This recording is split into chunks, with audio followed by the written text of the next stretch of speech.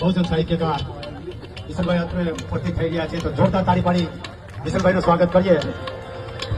ना छुरी रखता हूँ ना पिस्तौल रखता हूँ, जय भीम भला हूँ, दिल में जिगर और इरादों में तेज धार रखता हूँ। આવી જેમની વાણીમાં ધાર છે એવા વિશલભાઈ પાછળ આપણી વચ્ચે ઉપસ્થિત થઈ ચૂક્યા છે। જોરદાર તાળીઓ સાથે આપણે એમને વધાવીએ।